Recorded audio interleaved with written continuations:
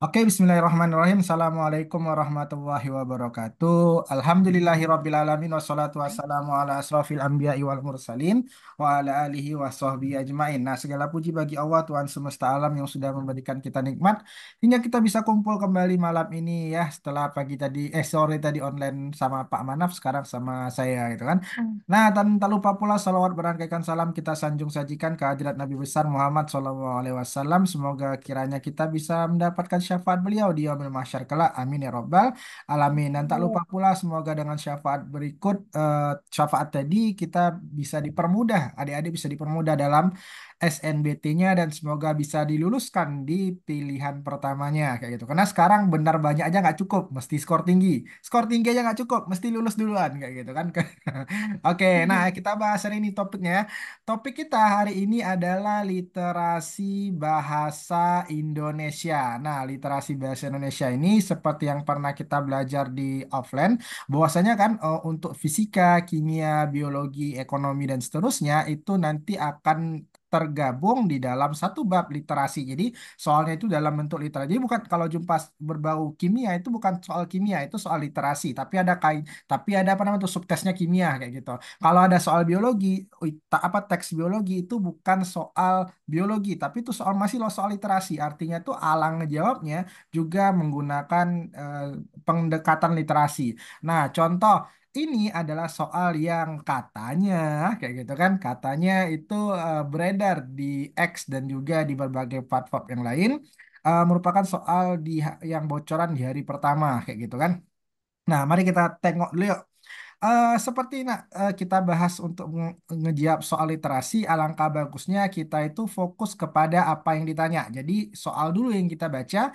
Jadi soal pertama itu adalah simbol salah satu mineral yang terkandung dalam susu sesuai dengan bacaan di atas. Ingat ya, di mindset kita tuh sudah terekod. Nah, simbol salah satu mineral kayak gitu kan, simbol salah satu mineral. Yang kedua, menurut bacaan, senyawa karbohidrat yang terdapat dalam susu sapi murni. Jadi ada senyawa di dalam susu sapi murni dan kita diminta untuk nyari karbohidratnya. Nah, yang ketiga, pernyataan yang benar tentang peroksidase dan lipase yang terdapat dalam susu kayak gitu kan. Ini oke, peroksidase, lipase. Yang keempat juga pemanasan susu pada suhu yang sedikit lebih tinggi dari suhu posteriosasi mengakibatkan apa? Nah, minimal kita dapat gambaran dulu tentang apa yang ditanya, baru kita baca teksnya. Nah, teksnya ini saya bacakan untuk mempermudah kita pakai sistem scanning nanti ya. Maksudnya ya bacanya cepat kayak gitu kan. Susu merupakan oke ini ya. Susu merupakan minuman bergizi tinggi yang dibutuhkan oleh balita untuk dapat tumbuh dan berkembang secara optimal. Namun, susu seringkali digolongkan sebagai minuman yang berharga cukup mahal, terutama sediaan susu yang telah mengalami berbagai proses pengelolaan. Di pasaran, susu tersedia dalam bentuk minuman kemasan yang biasanya telah ditambahkan sukrosa serta zat perisai tertentu untuk memberikan variasi rasa. Oke, sepertinya tidak ada informasi yang dibutuhkan untuk menjawab soal dari teks ini, dari teks yang sudah kita baca.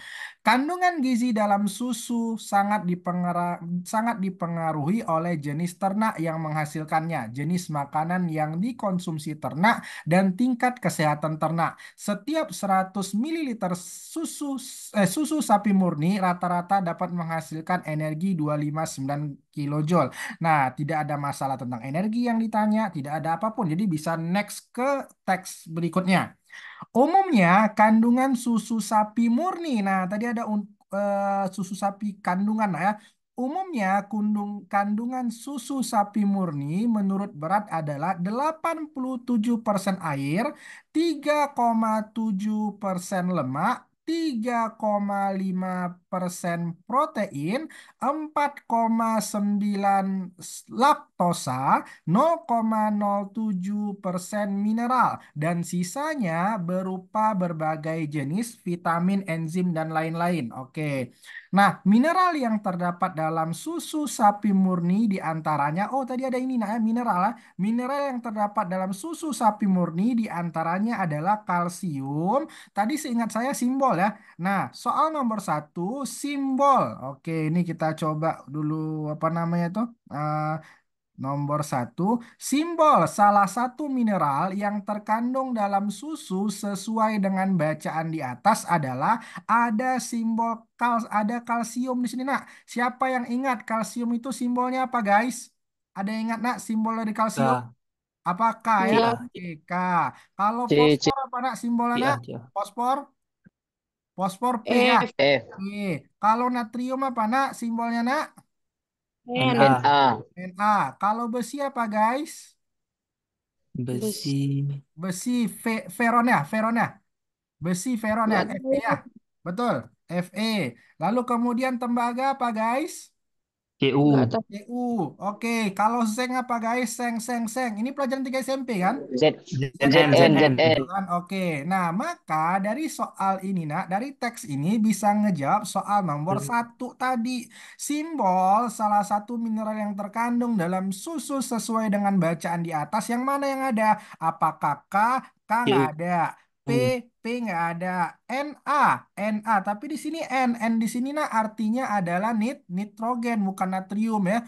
F di sini juga Nitrogen. apa? Berarti yang ada adalah Cu, yang itu adalah unsur tembaga. Maka jawaban Tembaga. soal ini adalah D. Nah, ini bahasanya itu kan tersirat ya, jawabannya tersirat. Jadi kalau teman-teman waktu di SMP, ini pelajaran SMP loh. SMP itu sudah ada materinya adalah unsur dan senyawa. Jadi kalau misalnya teman-teman waktu di SMP belajarnya unsur senyawa, ya, nama-nama ini kan sering kita dengar kan, kalsium K, fosfor P, natrium Na, besi Fe, tembaga Cu, seng Zn. Nah, sekalipun anak IPS atau anak SMK, saya pikir ini adalah pengetahuan dasar ketika di SMP. Mungkin mungkin ada yang sudah dapat di SD juga, jangan-jangan ya. Yuk kita lanjut ke teks nomor 2. Nah, teks nomor Dua. dua, teks pula lagi soal nomor 2 dibilang di sini, menurut bacaan senyawa karbohidrat yang terdapat dalam susu sapi.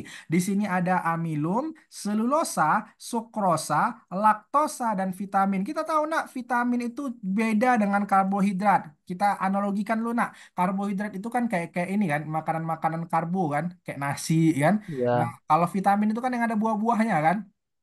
Ya, Iya. betul ya. Ya. Berarti karbohidrat beda dengan vitamin kan? Berarti vitamin itu udah pasti Ya. kita blacklist dari jawabannya kayak gitu. Maka tinggal amilum, selulosa, sukrosa, atau laktosa. Tadi coba kita tengok, nak, kandungan susu sapi. Kandungan susu sapi murni menurut berat adalah 87% air, 3,7% lemak, 3,5% protein, 4,9 laktosa. Ada laktosa di sini, ada laktosa. Lalu Ada. kemudian lagi 0,7% mineral. Nah, dari kandungan-kandungan susu sapi, dia tidak menyebut amilum, tidak menyebut selulosa, tidak menyebut sukrosa. Satu-satunya yang ada di dalam teks hanyalah laktosa. Dengan kata Dosa. lain, maka jawabannya apa namanya, dengan kata lain jawabannya, walaupun kita nggak tahu laktosa itu apakah karbohidrat atau bukan, otomatis jawabannya tertumpu pada laktosa. Gitu kan logikanya kan? Ya. Iya. Iya kan? Nah, gitu jadi cara cara ininya. Jadi meskipun kita Iya. nggak tahu karbohidrat itu apa, ini karbohidrat atau bukan, meskipun kita nggak pernah belajar biologi, tapi kebantu sama teksnya kayak gitu. Nah, sekarang soal nomor 3. Soal nomor 3 ini, nak, coba dulu, nak, dalam 1 menit kalian jawab. Ini nggak usah nengok teks kayaknya. Tanpa nengok teks pun bisa. 35 detik A. ya, 5 detik ya. 1, 2, 3, 4, Emang 5. emang bisa banget. Ah, coba kita tengok lah. Pernyataan yang benar tentang peroksidase dan lipase. Gini, mutiara, gitu kan. Misal gini nak, apa namanya itu? Saya bertanya tentang mutiara, misalkan sama si siapa? Sama si Iqbal misalnya. Iqbal, kau kenal mutiara? Saya tanya kan. Tentu si Iqbal jawabannya apa? Kenal bang, mutiara tuh orangnya pendek, semekot, banyak jerawat, flexing, dan seterusnya kan. Nah, tentu Astagfirullahaladzim. tentu tidak mungkin si Iqbal jawab kayak gini. Bang, kenal Mutiara. Kenal bang, Mutiara dan Aisyah tuh bang, apa nama tuh tadi kita tanya Mutiara kenapa sekarang bawa-bawa Aisyah kan kayak gitu logikanya ya. Connect sampai sini, jalan ceritanya. Connect ya. Nah, Connect. di sini ditanya pernyataan yang benar tentang peroksidase dan lipase. Yang terdapat dalam susu adalah kalau kita mau jawab tentu kita jawab peroksidase dan lipase adalah atau peroksidase dan lipase merupakan kan kayak gitu kan kata-katanya kan. Nah, mari kita Ya, tengok. Yang A ada peroksidase, nggak ada lipasenya. B ada lipase, nggak ada peroksidasenya. C ada peroksidase, nggak ada lipasenya. Yang D ada lipase, nggak ada peroksidasenya. Maka yang ada peroksidase dan lipase ada hanya di mana? Hanya di E, ya kan? Maka jawabannya ya, adalah yang E. Ih, Kau usah mikir-mikir. Itu kan cara ngejawabnya kan? Logis nggak? Logis nggak?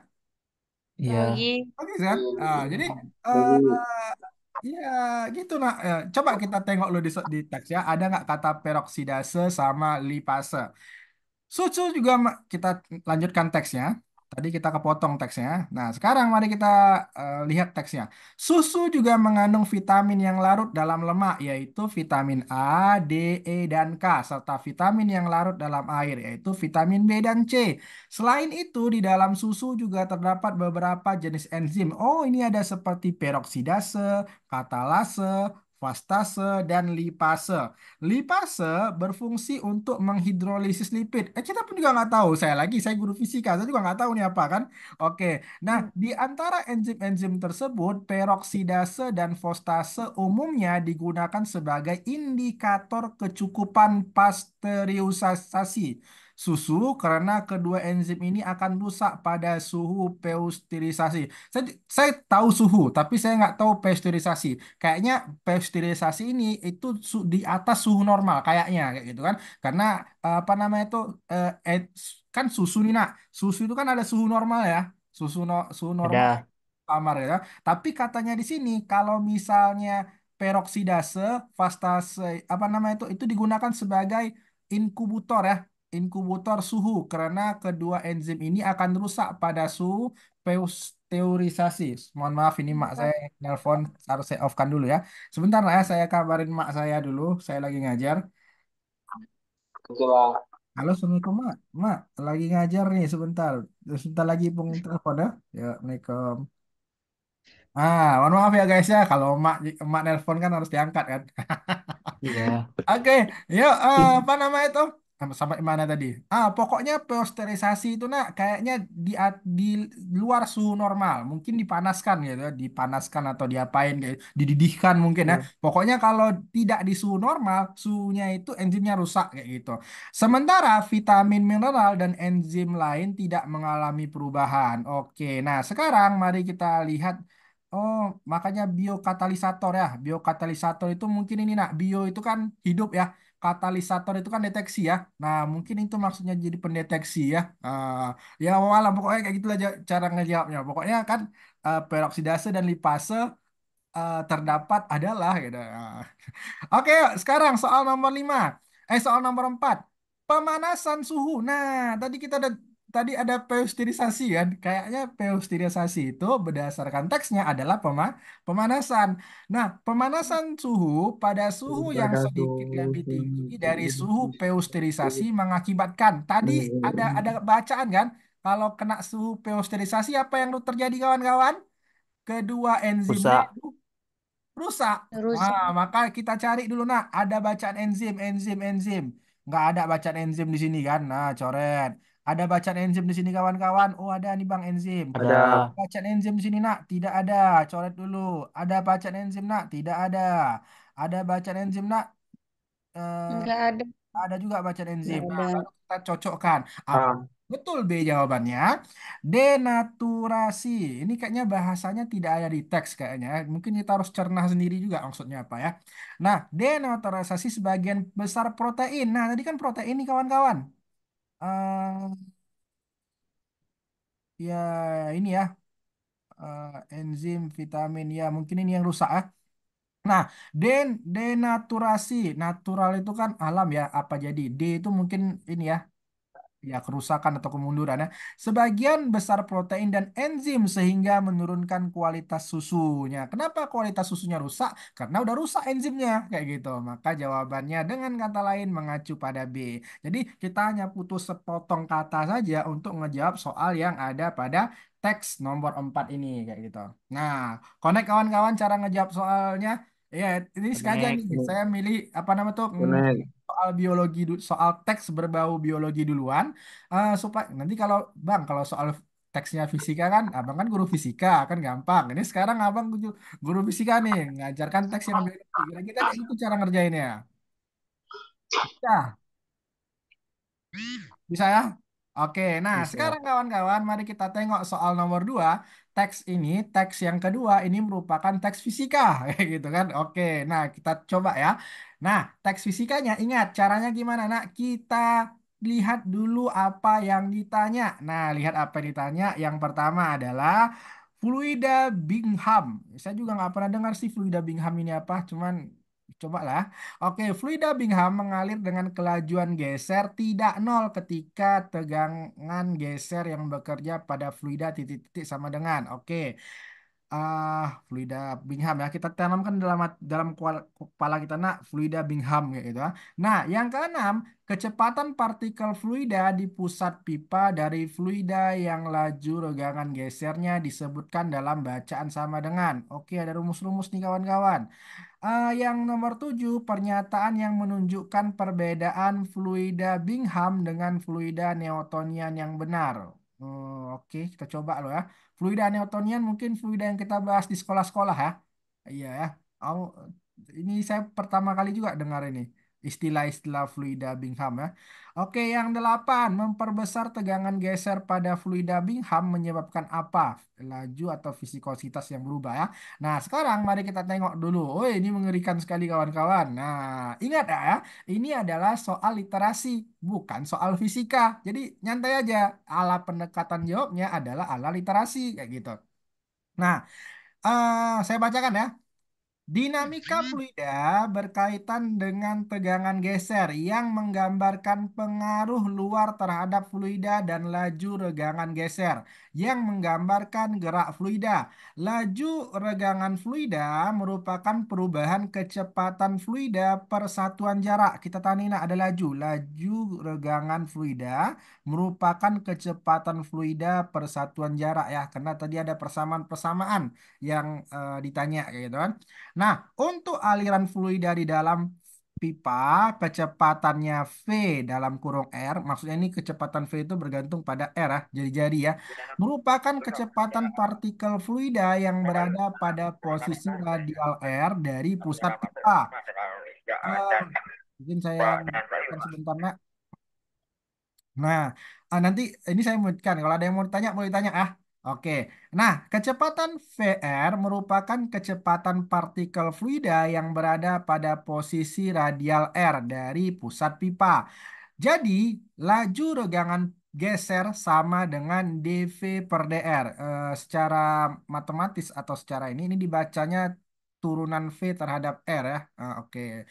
Sebagai contoh, fluida yang mengalir di dalam pipa dengan kecepatan V, R, ini sama dengan V0 dalam kurung R kurang R per R gede kayak gitu kan memiliki hanya tadi laju geser memiliki laju regangan geser sebesar min V0 per R yang seragam. Nah, dengan modal ini mari kita ngejawab Luna soal yang tadi ada kebayang di kita kan ada laju geser dan seterusnya ya. Nah, mari kita tengok dulu nah ini ada grafik ya. Kalau nggak kita baca ya semua ya. Berdasarkan hubungan antara tegangan geser dan regangan geser. Oh, ada dua nih, Nak. Tegangan geser sama regangan geser ya. Tegang tau nak, tegang, tegang itu kan ini ya kayak kita main karet, tegang kayak gitu. Oke nak, dimana kalau waktu fisika kita pernah bahas tegangan, tegangan itu adalah gaya perdengan luas penampang ah itu ya. Tapi ini kan nggak SMA semua kan, ada SMK. Kebayang nggak tegang itu gimana? Kalian naruh tarik karet, kalian berikan gaya kan tegang tuh. Ah, itulah. Regang tuh gimana? Ya regang itu ya ini apa istilahnya tuh ya kalau ini apa namanya tuh mula-mulanya, panjang mula-mulanya kita kita anak fisika biasa sebut L0. Lalu kemudian berubah dia, melar istilahnya, melar ya. Berubah menjadi selisihnya itu delta L dengan L terakhir kayak gitu kan. Nah, itu namanya regang ya. Ya, kita lupakan aja ini nah. Ah, saya tahu ada anak SMK di sini jadi apa namanya tuh kita bahasnya bahasa umum saja kayak gitu ya. Nah, berdasarkan hubungan antara tegangan geser dan regangan geser, fluida dapat dibagi atas fluida Newtonian dan fluida non Newtonian. Oh, Newtonian ini berarti yang tadi nak apa tadi ya? Yang satu lagi Bingham ya. Bingham. Kan Newtonian satu, non Newtonian. Kan ada dua perbandingan ya. Bingham sama Newtonian. Newtonian itu apa non Newtonian berarti Bingham. Nah, fluida jenis pertama ini siapa? Jenis pertama ini adalah Newtonian. Nah, Newtonian. Kenapa? Karena dia duluan disebut kayak gitu. Nah, fluida jenis Newtonian dicirikan oleh rasio antar tegangan geser dan laju regangan geser yang konstan. Rasio ini dinamakan viskositas. Untuk fluida Newtonian, tegangan geser sebanding dengan laju regangan geser. Fluida jenis kedua tidak memiliki sifat seperti ini. Pada fluida jenis kedua, viskositas dinamis tidak konstan, tetapi bergantung pada laju regangan geser. Atas dasar hubungan antara tegangan geser, ya. Atas dasar sifat hubungan antara tegangan geser dan laju regangan geser, fluida Newtonian terdiri atas fluida Bingham, fluida non Newtonian, ya, fluida dilatan dan fluida pisodaptik. Gambar di bawah merupakan perbedaan antara hubungan tegangan geser dan laju regangan Bang, geser fluida Bingham bang. dan fluida dan Newtonian. Ini kayaknya eh ya kita raba-raba ya soalnya. Kayaknya ada miss nih di teksnya. Oke kawan-kawan, mari kita raba lunak soal untuk menjawab soal nomor 5. Fluida Bingham mengalir dengan kelajuan geser tidak nol. Nah, di sini ada kata-kata tidak nol. Ketika nilai tegangan geser yang bekerja pada fluida, nah ingat nak, kata kuncinya tidak nol kan? Nah, berarti kaitannya dengan angka nol. Ini tidak kaitannya dengan angka nol. Ini tidak kaitannya dengan angka nol. Satu-satunya jawaban yang ada kaitannya dengan angka nol adalah di A, B, dan C. Benar lah, ada sama dengan nol, lebih besar daripada nol, atau kurang dari nol. Sampai sini connect, nak? Hmm. Connect ya? Oke. Nah, sekarang kan kelajuannya tidak nol. Mungkin sama dengan nol jawabannya? Nggak mungkin kan? Orang tidak sama dengan nol. Ya. Ya kan? Maka jawabannya tinggal B sama C. Sekarang nak, mari kita lihat apa namanya tuh nilai tegangan geser. Kayaknya di grafik ini deh kuncinya deh. Nah, tegangan gesernya ini fluida Bingham. Jadi kan teman-teman, ini kan ada ini angka nol lah. Gambar air. Oh, bukan nih, bukan angka nol nih. Kalau kayaknya gini, ini angka, ini sini nol, ini koordinat kartesian nih kayaknya. Ini adalah mengarah ke arah positif. Jadi di sini itu nah ada 1, 2, 3, 4 dan seterusnya. Ini gitu juga nih. Nah, karena ini berada di area positif, maka X-nya pasti atau nilainya pasti lebih besar daripada nol. Berarti jawaban yang memungkinkan yang kita lihat dari grafik adalah ke B kayak gitu. Itu cara ngeraba soalnya ya. Nah, soal nomor 6. Ini kayaknya mohon maaf ya teman-teman ya. Ini kayaknya apa namanya tuh Zoom-nya udah kembali nggak premium. Jadi beberapa menit lagi akan habis nih teman-teman. Apa namanya tuh besok baru premium lagi ya. Oke, nomor 6. Kecepatan partikel fluida di pusat pipa dari fluida yang laju regangan gesernya disebutkan dalam bacaan sama dengan kita cari nak kecepatan partikel fluida di pusat pipa dari fluida yang laju regangan geser. Kita cari regangan geser. Oh, ada dua rumus ya. Ini adalah apa nih? Fluida yang mengalir dalam pipa dengan kecepatan sama laju regangan geser. Ada nih kawan-kawan, laju regangan gesernya apa persamaannya? Min V 0 per Apa? R. R. Nah, mari kita lihat min V0 per R itu ada di mana? Oh, ada di B. Yeay. Oh, Oke. tuh. Oke, teman-teman, ini mohon maaf ya waktu kita sudah tinggal beberapa menit lagi. Kita cukupkan dulu boleh ya. Tapi kayak gitu cara ngejawabnya ya. Mudah-mudahan bisa menginspirasi kalian. Nah, apa namanya tuh akhirul kalam. Nah, tadi ada yang nanya tadi, Bang Ipul. Siapa tadi yang nanya? Nggak sempat saya jawab. Eh, min 5 kuadrat. Siapa? Rifki tadi ya? Sama dengan berapa? Betul? Rifki tadi Ya ya? Bang, Rizky Bang. Rizky ya. Oke, nah teman-teman kan biasanya kan kalau ada min kayak gini, kalau cara penulisannya nak dibuat dalam kurung. Sehingga ini menunjukkan minnya juga dikuadratkan 25. Tapi kalau misalnya min 5 kuadrat seperti ini nak, itu memungkinkan untuk limanya saja yang dikuadratkan. Nah, berarti jawabannya adalah min 25. Jadi apa namanya tuh dalam notasi matematika nih seharusnya dibuat dalam kurung sih. Itu soal dari mana tuh? Soal viral ya. Lihat di TikTok Bang. Ya Oh, Bang. lihat di TikTok. Jawaban di TikToknya apa? 25 atau min 25? Nol dibuat Bang. Nol dibuatnya. Min berapa? Min 5 Min 5 kuadrat. min 5 kuadrat. Oh itu soalnya Bang kan. Hah? Eh akar 5 kuadrat dikali min 5 kuadrat. Akar 5. Lima Oh, kuadrat dikali oh, berarti soalnya nggak cuma mentok di dikali sini ya. Karena nggak mungkin min 5 ya kuadrat Bang. dengan nol ya. Boleh, ini udah mau habis pula nih. Oke, abang jawab versi WhatsApp aja ya. Nah, Assalamualaikum warahmatullahi wabarakatuh. Waalaikumsalam warahmatullahi wabarakatuh. Terima kasih banyak, Waalaikumsalam. Bang.